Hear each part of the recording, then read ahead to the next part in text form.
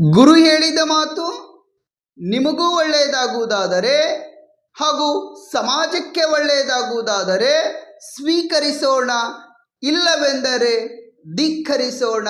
ಗುರು ಹೇಳಿದ ಮಾತು ನಿಮಗೂ ಒಳ್ಳೆಯದಾಗುವುದಾದರೆ, ಸಮಾಜಕ್ಕೆ ಒಳ್ಳೆಯದಾಗುವುದಾದರೆ ಸ್ವೀಕರಿಸೋಣ, ಇಲ್ಲವೆಂದರೆ ಧಿಕ್ಕರಿಸೋಣ.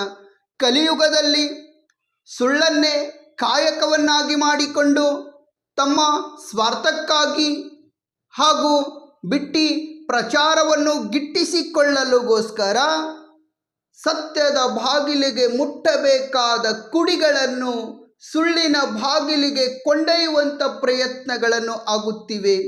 ಅದಕ್ಕಾಗಿ ಆತ್ಮೀಯ ವಿದ್ಯಾರ್ಥಿಗಳೇ, ಗುರು ಹೇಳಿದಂಥ ಮಾತಾಗಿರಬಹುದು ಅಥವಾ ಸಮಾಜದ ಹಿರಿಯ ಜೀವಿಗಳು ಹೇಳಿದಂಥ ಮಾತಾಗಿರಬಹುದು, ಅವರು ಹೇಳಿದಂಥ ಮಾತು ಪೂರಕವಾಗುತ್ತಿದ್ದರೆ ಸ್ವೀಕರಿಸೋಣ, ಅವರ ಹೇಳಿದಂಥ ಮಾತು ಮಾರಕವಾಗುತ್ತಿದ್ದರೆ ಧಿಕ್ಕರಿಸೋಣ.